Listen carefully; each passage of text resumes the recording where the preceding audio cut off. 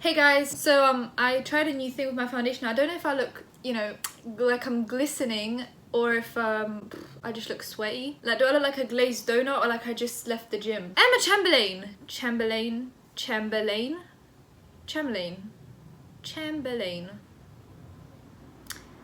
So today I'm doing a video on Emma Chamberlain because I actually found her when she was still on like a mil, which is a big amount, but she's on 3 now. And I binge watched all of her videos, every single one from the start to the newest one. Her vlogs are unreal and I don't watch vlogs. I think vlogs most of the time are not done well. Most of the time they're literally pointless. Like, I don't want to know what cereal you're eating. Don't care. But with her, she could be making coffee for 15 minutes straight, and I think there's been a big shift in the kind of content she makes now, and there's just a big shift in who she is right now, and I don't really know why, but I'm gonna get into it and maybe we can figure it out together. I don't know if any of you have seen Emma's content before and now, but I will show just little clips before.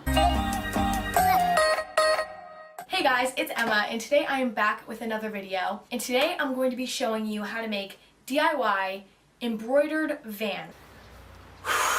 It's freaking hot out. Hey guys, it's Emma, and today I'm going to be doing a sweatshirt slash hoodie collection. And after. How are you guys doing? Hope you're having an awesome day. Welcome back to my vlog. You know what we do here, we just have lots of fun. We get nice and crazy. You know, it's just me and you, just us having fun, getting crazy. Today we're just going to LA. For kind of a special reason, actually. And that special reason is that because I'm moving there.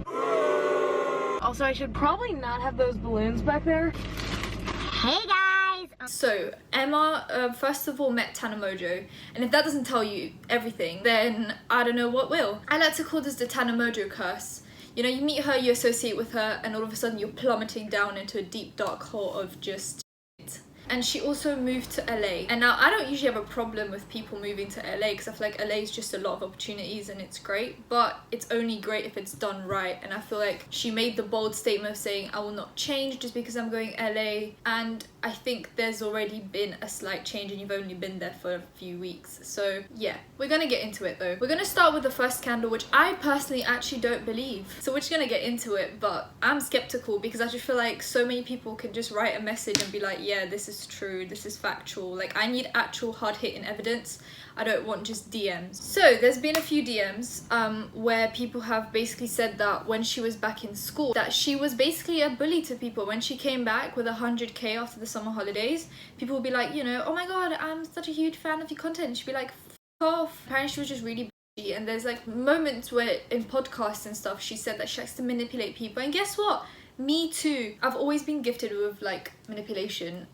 Since I was a young kid, I always managed to get what I want. So now when I hear no, I'm not okay with it. But that does not make me a bitch or a cunt. Emma, just like me, is an only child. And you know, only children are a mess.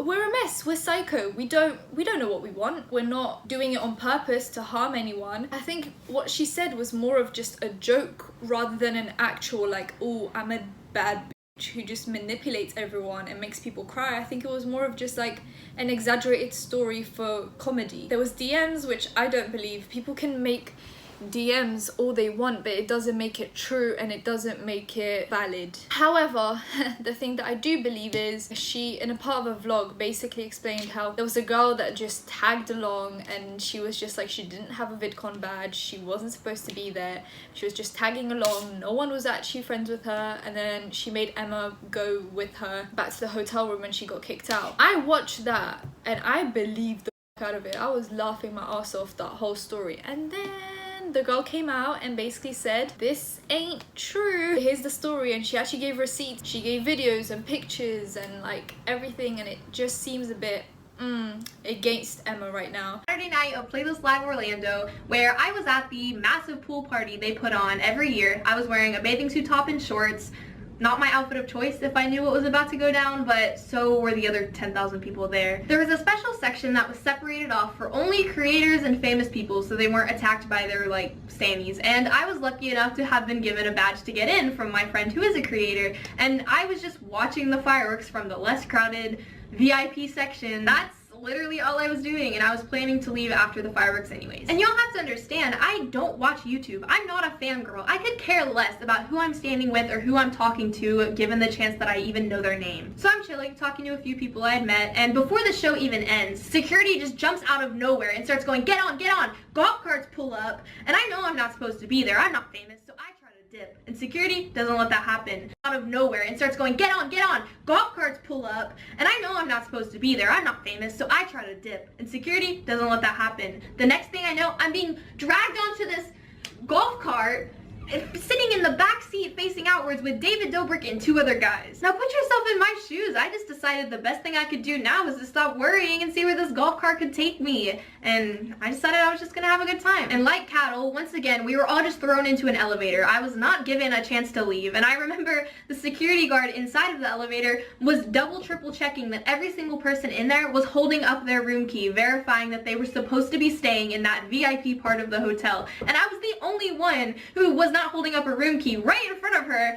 and she just didn't notice. And this happened like 3 more times the whole night. After we got out, I approached Emma because she seemed more my age and more laid back than everyone else, and I explained to her my situation and how I got there and what should I do, and she was so reassuring and invited me to come with them. No one cared that I was there. They all just were shocked that I made it all the way up there without getting caught by security. As a group, we all headed to, I think it was David's room because he seemed to be the leader of the pack, but I couldn't be sure, and we had so much fun. I remember talking to Emma like once whenever everyone was blaring rap music, and I was like, oh whoa, can they play indie music? And she said something about Rex Orange County. We were just sitting on the edge of the bed dancing and singing and having a good time. Like, it was way too loud for any form of conversation, trust me.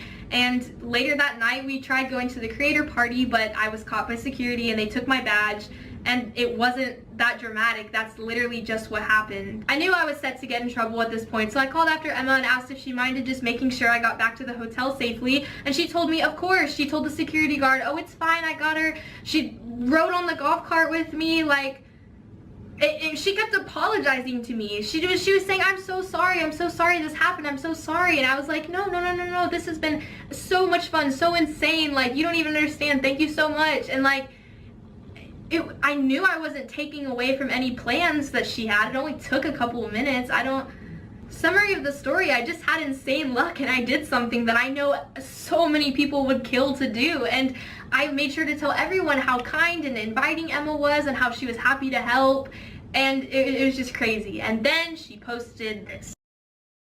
There was videos that Emma recorded with her while on the golf cart on the way back to the hotel room when the girl got kicked out. So it almost seems like, I mean, you didn't mind then. So why all of a sudden when you're making a vlog, you care so much that you had to walk back with her? Do you know what I mean? And she was actually with David Dobrik and all of them, like in the hotel room. Everyone was having a great time. So it almost seems like everyone actually wanted her there. That is what I do believe. I don't believe the bullying stuff, but I believe this, and I believe she just said it for the vlog to over-exaggerate a story to make the vlog more interesting, which a lot of vloggers tend to do once they run out of things to say and things to do. Take from that what you will, but we are just gonna move on real quick to the most recent thing. Emma released merch, and I don't have a problem with merch. Let me just put this out there. I don't have a problem with a lot of things that other YouTubers have a problem with. One, I don't have a problem with YouTubers being filthy rich. Do your thing. If you're making hundreds, thousands, or hundreds of millions like Jeffree Star, and you want to share, then go for it. If you're making millions, then make the damn millions. I don't care. I wish you the damn best because I hope to be in your position at one point in time, whatever my career is in the future. So I never have a problem with people making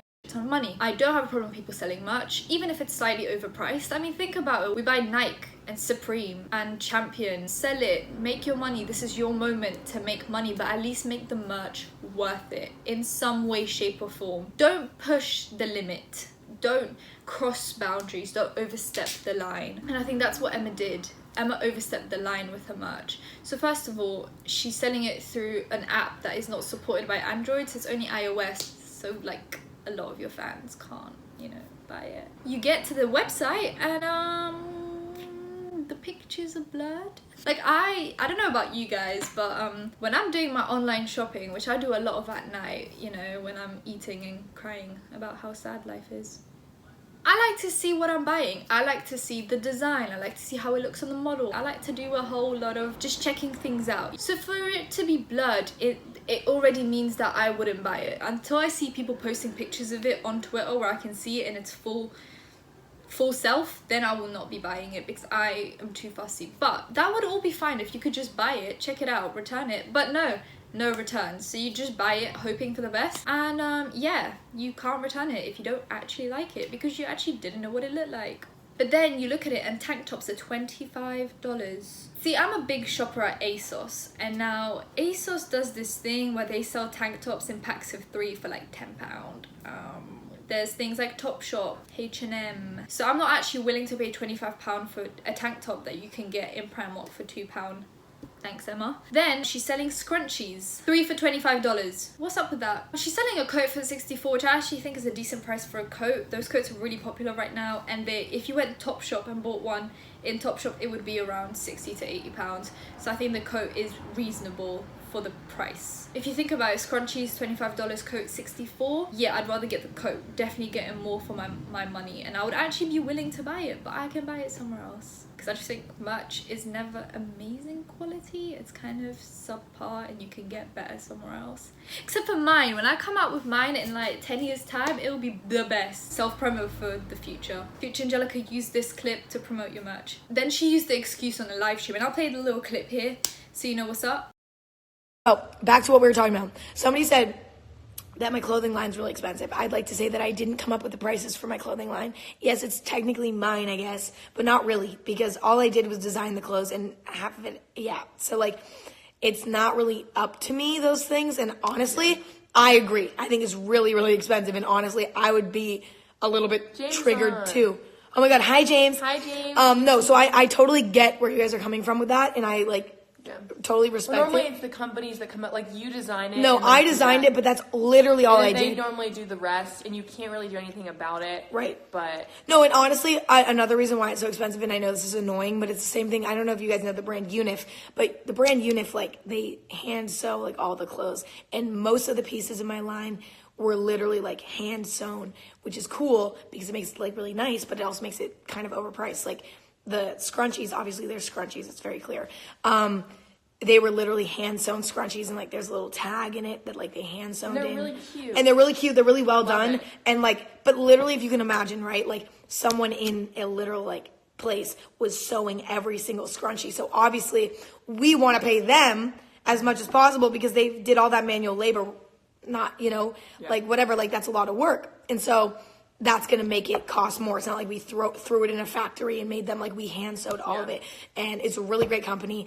They have everybody's like, it's really, the people there are all really into it. Like they, anyway, so that's that. But she's basically saying that everything is hand sewn, so it kind of makes sense why it's so expensive. But 3 scrunchies for $25, I don't care if Buddha himself sewed those together. I am not paying $25 for 3 slightly overhyped hairbands. So I just feel like the whole Emma Chamberlain situation is just, she got famous very quickly, and I think she did things a lot too quickly. She could have waited with moving to LA. She could have waited before she met Tana Mojo and just not done that. Obviously the bullying allegations, they're just allegations, that's what they are. Innocent till proven guilty is a thing we should stick by. But the lying about the girl at the event, a bit dodge because she did have a lot of proof. So I think overall, Emma is young. She's I think a year younger than me. I'm still a bit of an idiot, and last year I was definitely a idiot. Does that excuse what she's doing? Kind of. She's new to YouTube fame. She's new to the whole thing. She's probably just taking people's advice. Emma just needs to stick to her gut and not to what other people are telling her to do. Lower the damn prices. Don't put blood images unless the prices are really low. Don't make up stories or over-exaggerate stories for your vlogs. It doesn't look good, and a lot of the time you will get called out. Bullying scandal. As I said, innocent until proven guilty. I don't believe it right now unless I literally get a video of her punching a girl in the face. Her content has changed, but whose hasn't? Look at my content last year. I was making reaction videos, and that was last year. Like, I could have still been making this kind of content, and you guys probably wouldn't be here. So yeah, I feel like change isn't always bad, but it just depends how you do it, and we need to cut her some slack. I've seen some videos that are just so harsh on her because they're comparing her to YouTubers who are like 30. When I made my video about Zoella being a scammer and selling overpriced products and not putting any putting effort and her content changing. Zoella is almost 30 years old. She is a grown woman who's had time to learn, and her growth was a lot more gradual. Emma Chamberlain not only is 17, but her growth was just bang in her face. It all just happened really quickly. So let's just cut her some slack. I mean, everyone makes mistakes, and her being literally a teenager who is famous must be hard. It must be hard to be scrutinized for everything you're doing. Now, is her much overpriced? Yes. Is the fact that she lied about a poor girl that she wanted to spend time with her?